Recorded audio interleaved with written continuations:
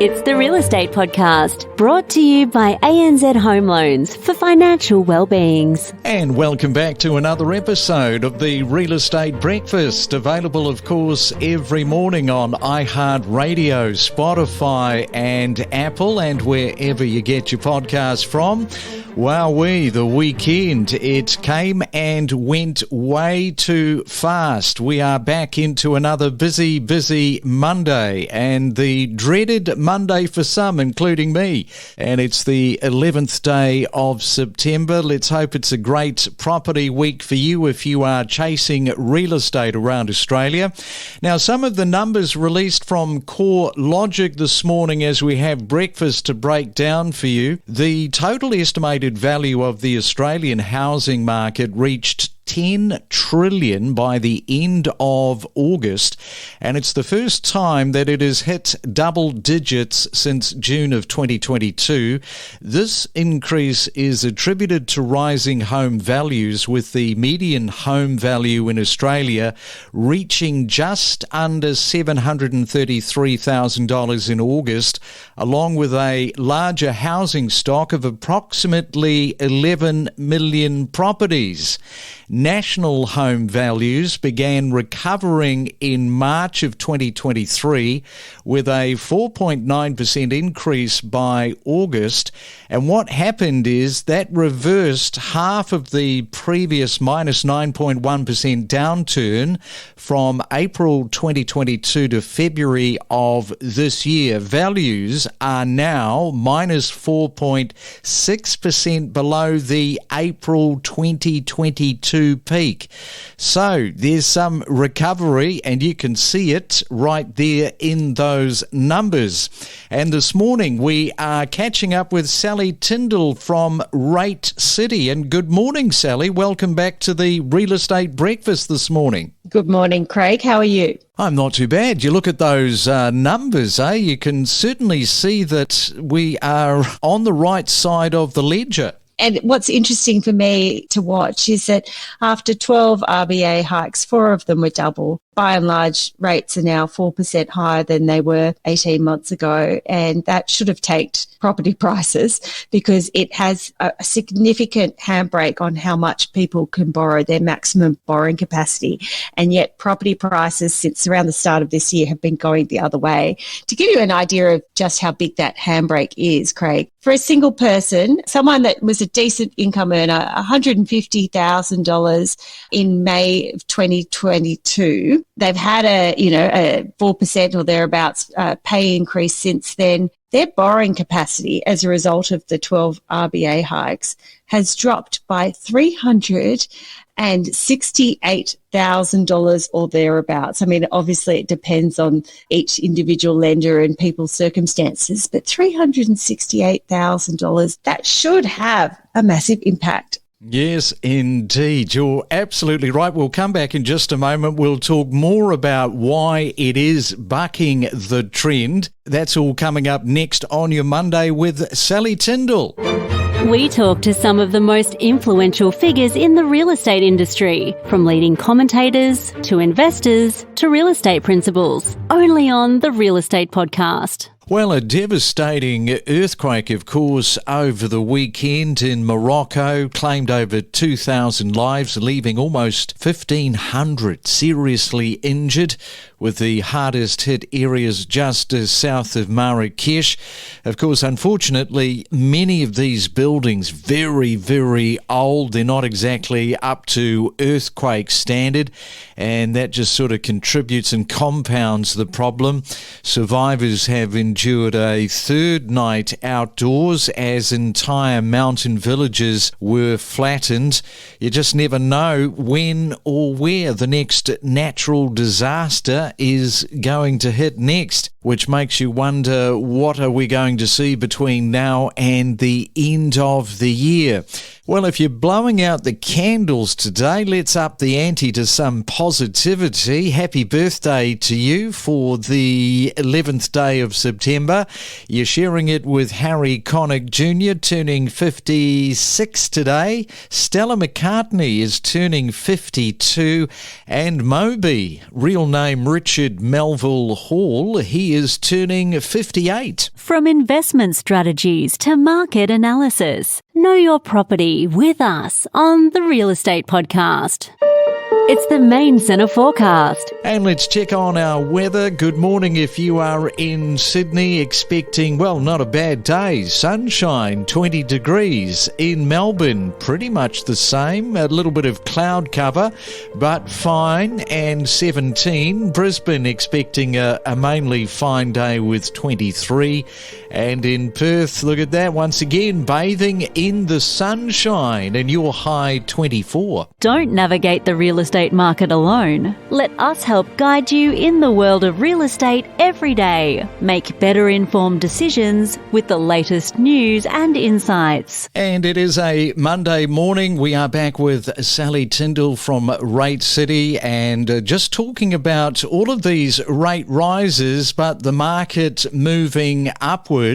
And despite challenges like the cost of living, also, of course, the low consumer sentiment, all of these rate rises, and you wonder, well, what is going on? You have a look at the net overseas migration. That has increased demand.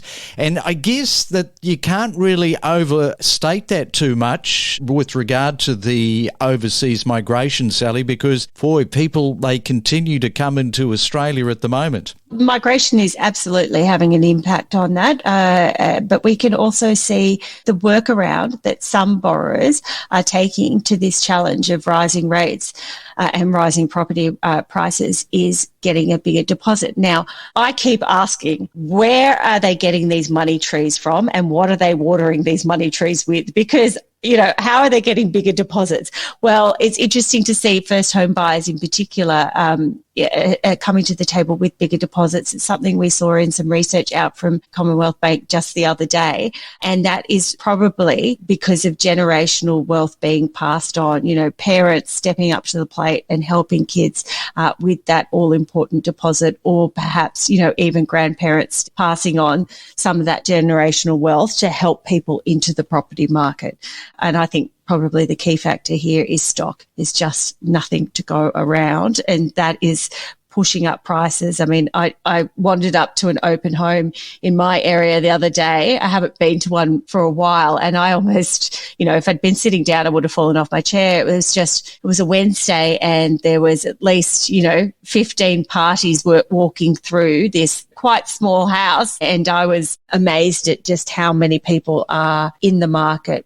And that is not isolated. Obviously, that is happening right around the country at the moment. There is plenty of interest, plenty of arms going up at auctions, and it seems that is just going to continue, which brings me on to this next point, because I understand that you have got some of the numbers, the median house price numbers, where they will be by the end of this year. And Sally, this year is running out. This year is running out, Craig. These are forecasts, so no one can say with 100% confidence where they will be at the end of the year.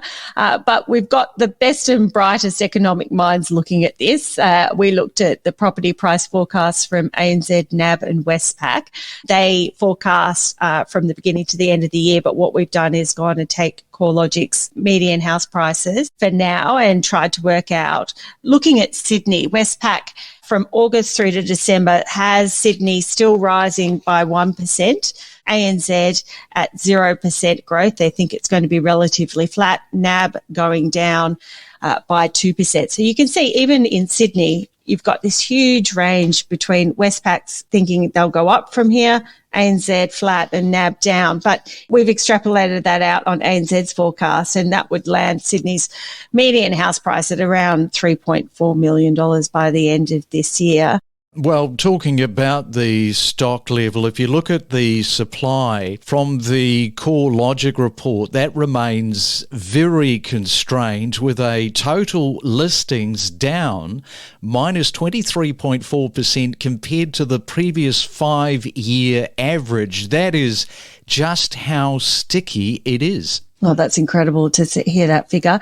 There's, a lot of reports of stock now starting to come online as a result of spring. Certainly when you look at what we've just been through in the last 18 months or so, those 12 RBA rises only just started hitting most people on a variable rate bank account in the last few weeks. And so it's crunch time right now for many households. They are now paying for the 12 hikes in full because it's this 2 to 3 month lag on monetary policy.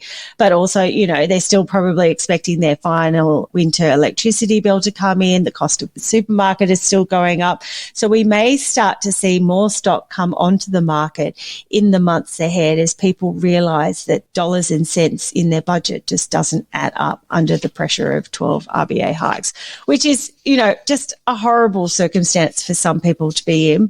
And of course, Governor Lowe has pretty much gone now. We've got the new governor coming in. All sorts of different commentary from different commentators with regard to, are we going to remain in a paused situation for the rest of 2023?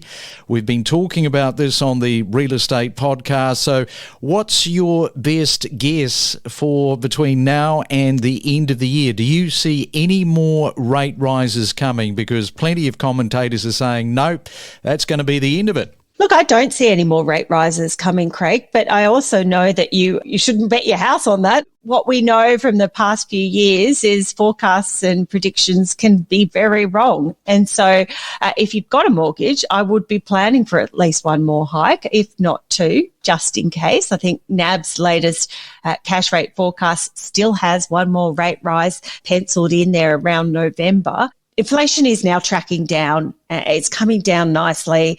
We're further ahead than perhaps we expected at this point in time, sitting at 4.9%, but it's still in the high fours. The RBA's got to get it back into that 2 to 3% target band. That is a non-negotiable for the new governor and the board. If inflation doesn't keep tracking down, or worse still, if it ticks up again, we may need another rate hike just to nip it in the bud. We just can't be sure. Isn't it interesting? Of course, he's almost seen as the Darth Vader of interest rates, Governor Lowe. He's out. We talked about this whole reset. So, yeah, the whole decision-making is a lot softer by Bullock when she's, totally got her hands on the reins here. Even just a few months ago, there was, some economists out there saying that's it. We're absolutely in for a hard landing, and for many families, it will have already felt like a hard landing with 12 RBA rate hikes ripping through their bank account. But from where we sit right now, Australia is tracking along okay. There was a very, very fine path that the RBA was forced to tread, but they are at the moment getting it right. Inflation is coming down nicely, as we've both said. Unemployment, one of their other, key indicators here, it has ticked up slightly, but at 3.7%. So is Governor Lowe, yes, he stuffed up that whole no rate rises by, until 2024. That was a monumental stuff up and it's misled a lot of people. But is he the magician that has pulled a rabbit out of the hat when it comes to actually reining in inflation and keeping the economy on an even keel? We don't know the answer to that yet. Time will tell. We could still be in for a hard landing. But at this point, and I don't want to say it too loudly, but so far so good. Yes, as far as Governor Lowe being the magician, that's another podcast entirely, Sally. So he's not in it to make friends anyway. Sally, great to catch up with you on this Monday. Enjoy your day and we will talk again soon. Thanks for having me, Craig. We connect you to the best real estate information across Australia. The Real Estate Podcast.